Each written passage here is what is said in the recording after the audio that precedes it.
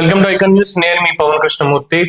ఒక జాతీయ మీడియాలో వచ్చినటువంటి వార్త, ఇది గనక నిజం అయితే రాజకీయాల్లో పెను మార్పులు అయితే సాధ్యపడవు. డెఫినెట్ గా చెప్తున్నా.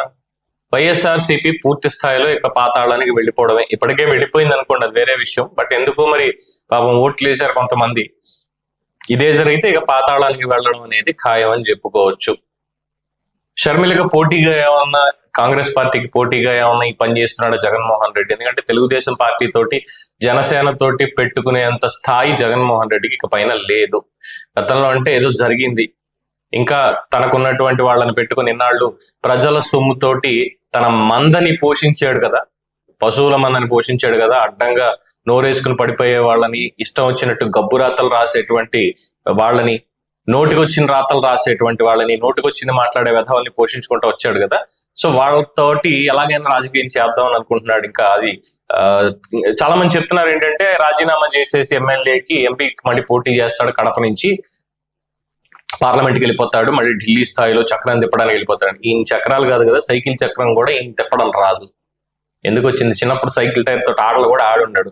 సో చక్రం తిప్పడం అనేది పక్కన పెట్టేసేయండి. మన కర్మ కాకపోతే 5 ఏళ్ళు ఎలా ఉంటాడు అని చెప్పి చాలా మంది అంటున్నారు.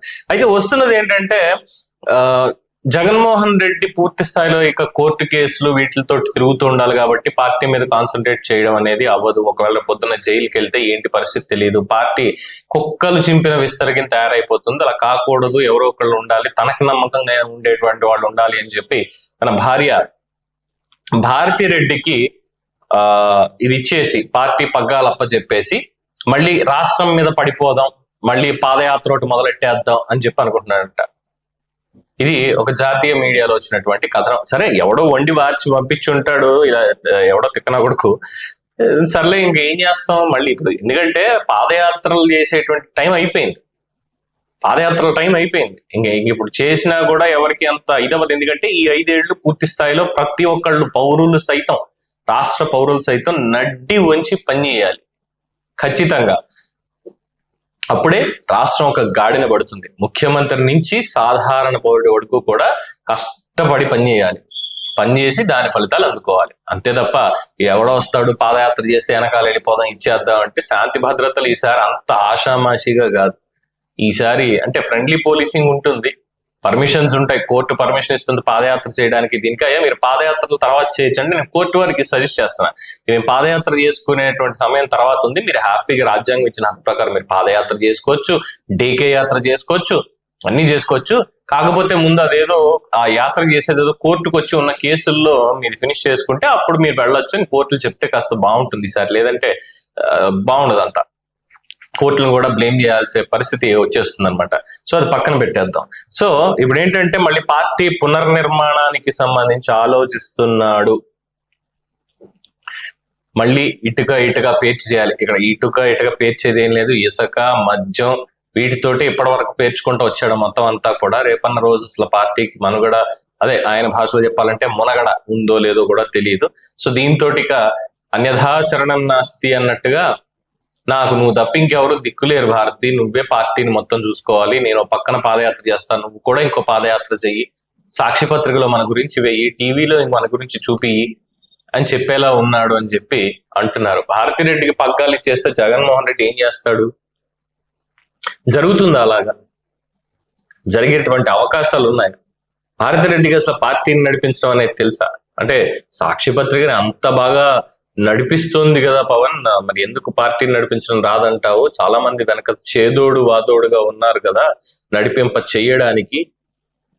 మొత్తం మళ్ళీ వాళ్ళందరినీ కూడా పక్కన పెట్టుకొని ఖచ్చితంగా నడిపిస్తుంది, అబద్ధ ప్రచారాలు చేస్తుందంటే, అంటే చూస్తూ నేను జైలుకి వెళ్ళాను కాబట్టి నాతో పాటు నువ్వు కూడా జైలుకి వెళ్ళాలి భారతి అని చెప్పి జగన్మోహన్ రెడ్డి ఏమైనా ఆలోచిస్తున్నాడా అని చాలా మంది అంటున్నారు. ఎందుకంటే ఇప్పుడు ఆవిడ తప్పుడు రాతలు మొదలుపెట్టడం రాసేవి తప్పుడు రాతలు రాస్తుంది సాక్షిలో మొత్తం అంతా కూడా.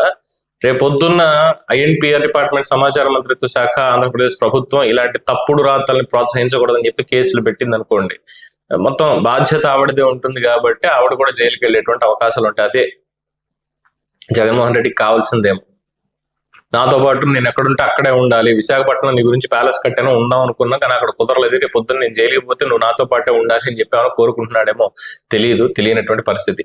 సో పాదయాత్రకు అయితే మళ్ళీ అయిపోతున్నాడు, సిద్ధపడిపోతున్నాడు. దాదాపుగా ఈసారి 4000 కిలోమీటర్ల నుంచి 5000 కిలోమీటర్లు పాదయాత్ర చేయాలి అని చెప్పి నిర్ణయం తీసుకున్నాడు అనేది కూడా కొంత వినిపిస్తోంది.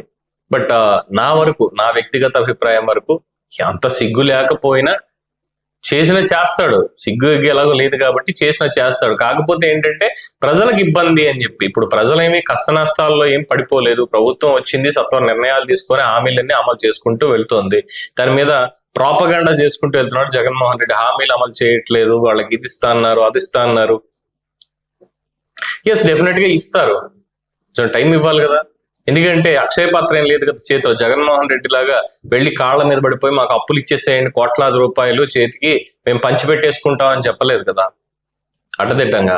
సో ఆ పంచిపెట్టేది కూడా 10 పైసలే, ఖర్చు చేసింది మాత్రం రూపాయి అన్నట్టుగా ఉంది జగన్మోహన్ రెడ్డి పరిస్థితి. ఇక్కడ ఖజానా అంతా ఖాళీ చేసి 14 లక్షల కోట్లు అప్పు పెట్టి వెళ్ళాడు ఓవరాల్ గా. సో ఇంకెన్నున్నాయి ఏంటి ఆస్తులు తాకట్లు, ఇవి కూడా చాలా ఉన్నాయి, చూడాలి. సో ఎంతవరకు ఈ స్ట్రాటజీ వర్క్ అవుతుంది అని మీరు అనుకుంటున్నారు? వైఎస్ జగన్మోహన్ రెడ్డి చేస్తున్నటువంటిది ఇప్పుడు పార్టీ పగ్గాలు భారతికి ఇచ్చేసి, అంటే స్టార్టింగ్ లో అనుకున్నాం షర్మిలకు పోటీగా అని చెప్పి. ఎందుకంటే కాంగ్రెస్ పార్టీకి అధ్యక్షురాలుగా వైఎస్ షర్మిల ఉంది కాబట్టి ఎలాగైనా కాంగ్రెస్ పార్టీతో మాట్లాడి షర్మిలను తీయించేసి ఇక్కడ భారతి రెడ్డినే వైఎస్ఆర్సీపీకి పెట్టేస్తే ఒక మహిళ అనేటువంటి సెంటిమెంట్ కూడా కలిసి వస్తుంది. కాకపోతే మర్చిపోతున్నాడు, గౌరవ అధ్యక్షురాలుగా ఉన్నటువంటి వైఎస్ విజయమ్మని ఏ విధంగా పార్టీకి రాజీనామా చేయించి పక్కకు పంపించేశాడో అని తెలిసిందే కదా.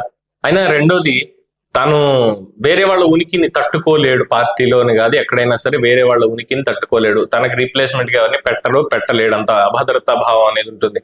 అది సొంత పెళ్ళమైనా సరే, స్నేహితులైనా, బంధువులైనా, కార్యకర్తలైనా, ఎవరైనా కావచ్చు. నేను మాత్రమే అనేటువంటి ఒక అహంకారం అనేది జగన్మోహన్ రెడ్డికి అణువణువున ఉంది. కాబట్టి మేబీ జాతీయ మీడియా వారిది ఇది ఇమాజినేషన్ అనుకోవచ్చు, కానీ అది జరుగుతుంది అని నేనైతే అనుకోవడం లేదు. మరి మీరేమంటారు? భారతి రెడ్డికి పగ్గాలు అప్పగిచ్చేసి జగన్మోహన్ రెడ్డి పాదయాత్రకి వెళ్తాడా? వెళ్తే ప్రజలు రాణిస్తారా ప్రజల్లోకి అసలు? లేదు బలవంతంగా లోపల పెట్టి దూరి వెళ్ళిపోతాడా? మళ్ళీ సేమ్ 2014 నుంచి 19 మధ్యలో చేసినటువంటి దిక్కుమాల యాత్ర రిపీట్ అవ్వబోతోందా? మీ అభిప్రాయాన్ని కామెంట్స్ రూపంలో తెలియజేయండి. చూస్తూనే ఉండండి ఐకాన్ న్యూస్. నేను మీ పవన్ కృష్ణమూర్తి.